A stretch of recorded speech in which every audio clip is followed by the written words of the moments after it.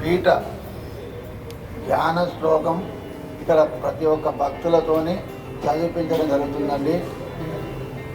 ఆ ధ్యాన శ్లోకం అక్కడ బయట అమ్మవారి యొక్క బోర్డు మీద కూడా రాయడం జరిగిందండి.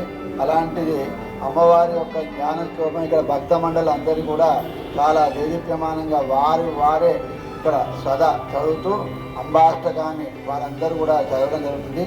ఈ గుళ్ళో శ్రీ విద్య వామభాగ నిలయ శ్రీంకార మంత్రోజ్వల శ్రీచక్రాంకిత బిందు మదతిం శ్రీమత్ సభానాయకి శ్రీమత్ షణ్ముఖ విఘ్నరాజజనని శ్రీమత్ జగన్మోహిని అనే శ్లోకాన్ని ప్రతి ఒక్క భక్తురాలు ఇక్కడ వాళ్ళతో చదివించగలిగితే వారు కూడా ఇక్కడ వాటిని నేర్చుకొని ఇక్కడ చదివారు. ప్రతి ఒక్క భక్తురాలు కూడా అనర్గళంగా సౌందర్యలహరి పారాయణాన్ని 1,00,000లో 2 సౌందర్యలహరి పారాయణం చేయగలుగుతారు. అలాంటి ఇక్కడ 100 మంది వచ్చి సౌందర్యలహరి పారాయణం, లలితా సహస్రనామ పారాయణం, లలితా కోటి నామం, లలితా చాలీస, మణిదీపవర్ణ వీటన్నిటికీ కూడా ఒక స్తూపాలు అక్కడ బయట కట్టడం జరిగింది. వీటికి ఇంకొకటి ఏంటంటే ప్రతి మాఘశుద్ధ పౌర్ణమి నుండి వైశాఖ బహుళ పంచమి అమ్మవారి పుట్టినరోజు వరకు కూడా భక్తుల చేత ఒక్కొక్క 100 రోజులు ఒక్కొక్క పారాయణం చేయించి ఆ పారాయణానికి సంబంధించిన వాటి యొక్క పేపర్లన్నీ తీసుకెళ్ళి సప్తమోక్ష క్షేత్రాలలో ప్రతిష్ఠించాలనే సంకల్పంతో ఇది 3వ సంవత్సరం అండి. ఫస్ట్ సంవత్సరం కాశీలో ప్రతిష్ఠించాము, 2వ సంవత్సరం హరిద్వార్లో ప్రతిష్ఠించాము, 3వ సంవత్సరం కాంచీలో ప్రతిష్ఠించాము, నెక్స్ట్ 4వది ఉజ్జయినిలో ఉంది. తర్వాత ఇంకా 3 క్షేత్రాలు అయోధ్య, మధుర, మాయా, కాశీ, కాంచి, అవంతిక, పురి ద్వారా అయితే సప్తమోక్షగా అందరూ సప్తమోక్షాల్లో పిండ ప్రదానాలు అనేవి చేస్తుంటారు. కానీ నేను అమ్మవారి సంకల్ప ప్రకారం సప్తమోక్షాల క్షేత్రాల్లో అమ్మవారి విగ్రహాలను ప్రతిష్ఠించడం జరుగుతుంది. అది నాకు అమ్మవారు ఇచ్చిన అనుగ్రహం అంతే తప్ప ఆమె యొక్క అనుగ్రహం లేని మనం ఇక్కడ ఉండలేము. ఆమె మనకు లలిత అంటే లలిత అంటే ఒక చెట్టు యొక్క ఆకు ఎంత లేత ఆకు ఉంటుందో లాలిత్యంగా అలాంటి లాలిత్యం. లా అంటే లక్ష్మి, లి అంటే లిఖితం బ్రహ్మ, త అంటే తార పార్వతి, లలిత ఈ 3 కలిపిన అమ్మ. అందుకే శ్రీమాత, శ్రీమహారాజ్ఞి, శ్రీమత్ సింహాసనేశ్వరి 3 విద్యా జ్ఞాన క్రియాశక్తి అమ్మవారి. ఇక్కడ ఆమె యొక్క అనుగ్రహాన్ని ఈ సమస్త ఒక ఓరుగల్లు కాదు భారతదేశంలో ఉండాలని కోరుతూ నాకు ఈ అవకాశం ఇచ్చిన టీవీ వారికి ధన్యవాదాలు చెబుతూ బోలో రాజరాజేశ్వరి మాతాకి జై. ఇక్కడ చూస్తున్నటువంటి మహనీయుడు తను సార్ నేను చెప్పడం కంటే సార్ ఎన్ని రోజులు సార్ ఉపవాసం ఉంటారు అతను మీ ఫాదర్ గారుగా ఇప్పుడు చెప్పారు కదా సార్ ఉపవాసం ఎన్ని రోజులు ఉన్నారని? ఆయన దాదాపు మాది కూడా అంతే, నవరాత్రి 15 రోజులు no food. Every still on వాటి ఇప్పటి వరకు కూడా మేము ప్రతిరోజు రాత్రి 8:30 తర్వాత డే మొత్తం మాకు ఫుడ్ గిడ్డు ఏముండదండి. 14 ఏళ్ళు 15 ఏళ్ళ నుండి కాళ్ళకు చెప్పులు కానీ ఒంటి మీద వస్త్రం కానీ ఇదే మా యొక్క స్ట్రక్చర్. ఎక్కడికి పోని ఎక్కడికైనా పోని ఇలాగే పోవాలి. ఎందుకంటే మన దేహం మీద మోహం వస్తే మోక్షం వస్తుంది. దేహం మీద ఎప్పుడైనా ఇంకా మమకారం పెంచుకుంటే మనం ఇంకా ఇక్కడే ఉంటాం. అందుకనే మనం ఎక్కడ నుండి వచ్చాము, ఒక పనికి రాని జాగలకి వెళ్ళి మనం పుట్టాము. అలాంటి పుట్టిన జాగలకి వెళ్ళి ఇంకా మనం మోహం పెంచుకుంటూ పోతే ఎందుకు మన బతుకులు? అందుకనే అమ్మవారు అందరూ అమ్మవారికి ఇలా ప్రతి ఒక్క భక్తులు ఇలా నమస్కారం పెడతాడు. కానీ అమ్మవారి యొక్క ఉపాసన బోర్డు ఖచ్చితంగా యోని ముద్ర నమస్కృత్య అంటే తప్పనుకోవద్దు. ఆడవాళ్ళ మర్మాంగం ఎలా ఉంటుందో అలా నమస్కారం పెట్టాలంటే నువ్వు ఇక్కడ నుండి వచ్చావు, ఇంకా నీ దేహం మీద మోహం ఎందుకు, కాబట్టి మోహం పోతే నీకు మోక్షం వస్తుందని అమ్మవారు ఇలా నమస్కారం చేస్తేనే ఉపాసనా పరుని స్వీకరిస్తుంది. అలాంటి అమ్మవారి దగ్గర మనకి ఇలాంటి జన్మ దొరికినందుకు మేము ధన్యులం. అలాంటి జన్మనిచ్చిన మా నాన్నగారు మాకు ఆయన చిరస్మరణీయుడు. అందుకనే ప్రతిరోజు కూడా 2001 నుండి ఆ దీపాలు దేదీప్యమానంగా వెలుగుతూనే ఉంటాయి అక్కడ. చూస్తున్నారా వ్యూవర్స్, మనకు లభించినటువంటి జన్మ ఎలాంటిది అనేది దాని పరమార్థం అనేది ప్రతి ఒక్కరికి తెలియదు. మనం తెలుసుకోవాలి. తెలుసుకున్న తర్వాత ఇప్పుడు నాకు ఇప్పుడు ఇవన్నీ చెప్తున్నట్టు వివరిస్తున్నటువంటి పండితుడు కూడా ఆషమాషి పండితుడు కాదు. ఇతను కూడా ఆంగ్లం ధారాళంగా మాట్లాడుతున్నాడు. He can understand, he can speak, he can given some message to one society also. కానీ సొసైటీ మనకి ఇప్పుడు ఉన్నటువంటి ఈ యువతరమైన పర్లే, ఎవరైనా పర్లే, భారత పరులైన పర్లే ఏం నేర్చుకుంటున్నారు?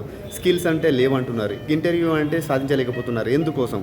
కాబట్టి మనకున్నటువంటి ఈ సంప్రదాయ సంస్కృతి పద్ధతులైనా పాటించండి. సో మన మోహం అనేది ఏదైనా పర్లే ఇష్టాలు అనేది అతిగా పోకండి, మీకున్నటువంటి హద్దులలోనే. ఇప్పుడు ఆచార్యులు, ఈ పండితులు మాత్రం వీళ్ళకున్నటువంటి ఈ సంస్కృతిని, ఈ పద్ధతులను అవలంబిస్తున్నారు. అలానే మనకున్నటువంటి హద్దులను, అలానే అవకాశాలను వినియోగిస్తూ మనం నైపుణ్యాన్ని సాధించి దేశ ప్రగతికి ఉపయోగపడాలని ఈ పండితులు చెప్పకనే చెప్తున్నారు డైరెక్ట్గా. ఎవరిని విమర్శించి ఇక్కడ మాట చెప్పడం లేదండి. వెనకటి నుండి పూర్వాచార ప్రకారం ప్రతి ఆడపిల్ల గాజులు వేసుకోవాలి. గాజులు వేసుకోవడం వల్ల ఏమవుతుందంటే వాళ్ళ లోపల మెంటల్ లోపల స్ట్రెస్ అనేది పోతుంది. ఊరికే గాజులు అనుకున్న కొద్దీ ఈ నాడీ కేంద్రాన్ని జాగృతం చేసి ఫ్రెష్ ఆఫ్ మైండ్, మనం ఒక సిస్టమ్ మీద పనిచేశాక ఒకసారి ఇలా చేతులను ఎలా అయితే విరుస్తామో, విరిచాక పీస్ ఆఫ్ మైండ్ ఎప్పుడైతే ఉంటుందో అప్పుడు అది ఎప్పుడు వస్తుందంటే గాజులు వేసుకున్న వాళ్ళకే వస్తుంది. అది వేసుకోకపోతే అది పీస్ ఆఫ్ మైండ్ పోయి పీసెస్ ఆఫ్ మైండ్ అవుతుందండి.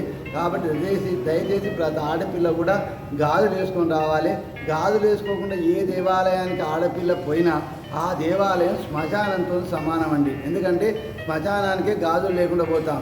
దేవాలయకు పువ్వులు అలంకరణ చేసుకొని మనం వెళ్తాము. అమ్మవారు ఎలా, దేవుడు ఎలా అందంగా ఉంటాడో మనం అందంగా ఉంటాం. అందంగా ఉన్నది చూడాలంటే అందంగానే ఉండాలి తప్ప అసభ్రంగా ఉండొద్దు. గాజులు లేని జీవితాలు మనకు వద్దు. తల్లులు దండ పెడుతున్నా, మీ అందరూ కూడా వాటి నుండి నేర్చుకోండి. తల్లిదండ్రులు కూడా నేను విజ్ఞాపన చెప్తున్నా, మీరు భరతనాట్యాలు నేర్పుతున్నారు, సంగీతాలు నేర్పుతున్నారు, ఇవన్నీ నేర్పుతున్నారు, కానీ మీ పిల్లలను గాజులు వేసుకోమని నేర్పట్లేదు. ఎందుకంటే బికాస్ ఆఫ్ ఇవాళ నేను ఏ మతానికి సృష్టించలేదు, ఎవరి మతం వారికే గొప్ప. కానీ కొంతమంది కొన్ని స్కూళ్ళల్లో కట్టడి పెడుతున్నారు. అలాంటి స్కూళ్ళలో మీ పిల్లలను చేర్పించి మన యొక్క భావితరాలను మాత్రం మీరు పొడగొట్టకండి. దయచేసి మనకు పిల్లలకు ఇవాళ ఇదేంటి అంటే గాజు అంటే దే ఆర్ నో, వాళ్ళకి తెలియకుండా పోతున్నది. అలాంటిది మీరు చెప్పండి. ప్రతి మగవాడు కూడా వీలైతే రాగి యొక్క కడెం వేసుకోవడం వల్ల వాళ్ళకి ఏమవుతుందంటే వేడిని తీస్తుంది, పీస్ ఆఫ్ మైండ్ ఉంటుందండి. ఇవాళ ఎంత సంపాదన ఉన్నా, ఎంత డబ్బులున్నా, ఏమి లేకపోయినా మనిషికి కావాల్సింది మనశ్శాంతి, పీస్ ఆఫ్ మైండ్. అది లేకపోతే మనం వేస్ట్ అమ్మా, మన జీవితాలు వేస్ట్.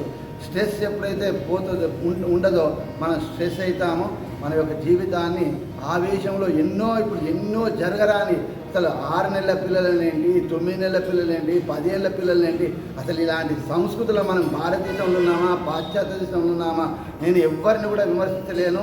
తల్లులు పిల్లలకు మీరు అందమైన బట్టలు వేయండి, అందంగా వాళ్ళని తీర్చిదిద్దండి. ఆ అందమైనతోనే మనకు కూడా పిల్లలను చూడగానే చేతులెత్తి నమస్కరించేటట్టు ఉండాలి, కానీ ఎదురు ఇట్లా చొంగగా చూసేటట్టు ఉండొద్దని తల్లులకు పదే నేను విజ్ఞప్తి చేస్తున్నాను. నేనేమైనా తప్పు మాట్లాడితే నా మనసును క్షమించండి తల్లులు. సో వ్యూవర్స్ చెప్తున్నారు కదా, మన సంస్కృతికి ఎంత పద్ధతిగా విలువేయాలో అని డైరెక్ట్గా చెప్పేశారు. కానీ ఇప్పుడు జరుగుతున్నటువంటి లాస్ట్ 10 డేస్ నుంచి ఈ బంగ్లాదేశ్లో మనం హిందువుగా పుట్టడం నేరమా? మరి అలాంటప్పుడు మనం హిందుస్థానంలో, అంటే మన భారతదేశంలో మనం హిందువులుగా పుట్టడం మన పుణ్యం అనుకుంటే, ఈ పుణ్యానికి సంబంధించిన ఈ పద్ధతులకు సంబంధించిన వ్యవహారాలు మాత్రం కొన్ని మాత్రం మర్చిపోతున్నాం. గాజులలో మట్టి గాజులు చాలా శ్రేష్టకరమైనవి. ఎందుకంటే దేవుడికి ఇచ్చేటువంటి మట్టి గాజులే అండి. ఏ అక్క అయినా పర్లే, ఏ చెల్లి అయినా పర్లే, ఏ వదినైనా పర్లే, ఏ ఆడపిల్ల ముత్తైదైనా పర్లే, ఒక ఇంటికి వెళ్తే పసుపు కుంకుమ, ఒక బ్లౌజ్ పీసు, మట్టి గాజులే ఇస్తారండి. అదే మన సంస్కృతి యొక్క పద్ధతులండి. కాబట్టి ఇక్కడ ఇతని అనుభవంతో కూడుకున్నటువంటి ఒక విషయాన్ని మనకు ఇప్పుడున్నటువంటి ఈ భావిభారత పౌరులకు, అలానే విద్యా బుద్ధులు నేర్పేటువంటి కొన్ని విద్యావేత్తలకు, విద్యావంతులకు, అలానే మనం కూడా చదువుకున్నాం కదా, మనం కూడా మన పిల్లలకు నేర్పించవలసిన కొన్ని విషయాలు. గుడికి వెళ్ళేటప్పుడు మాత్రం నిండుగా గాజులు వేసుకొని దర్శించండి. అలానే మీరు నిండుగా కప్పుకున్నటువంటి శరీరాన్ని చూపించకుండా ఉండేటువంటి ఈ చీరను ధరించడం వల్ల మన సంస్కృతి అనేది బయటకు కనిపిస్తుంది.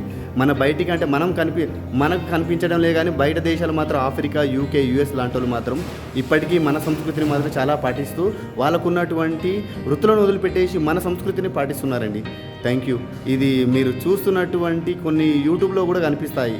విదేశీయులు మన సంస్కృతిని ఎందుకు పాటిస్తున్నారు, మనం ఎందుకు పాటించడం లేదు, పాటించడానికి కారణాలు ఏందో కొద్దిగా వెతకండి. సో ఇతను నాకు ఈరోజు రావడం వల్ల మన సంస్కృతి గురించి, గుడి గురించే కాదు సంస్కృతి గురించి కూడా బలంగా చెప్పడం జరిగింది. ఎందుకంటే ఇప్పుడు ఉన్నటువంటి ఈ పటిష్టత అంటే పట్టుదల పోతుంది. భక్తి భావాలతో ఉన్నటువంటి యువత అనేది కొద్దిగా చేజారిపోతుంది. సో మీకు తెలుసు, నాకు తెలుసు, చూస్తున్నటువంటి ఈ వ్యూవర్స్, ఈ భక్తులకి, ఈ జనానికి అందరికీ తెలుసు. ఎందుకంటే యువతకు కొద్దిగా కావాల్సిన భక్తి భావాలు లేనప్పుడు సో మన ఇంట్లో ఉన్నటువంటి విలువలు కూడా కోల్పోతాం. Thank you.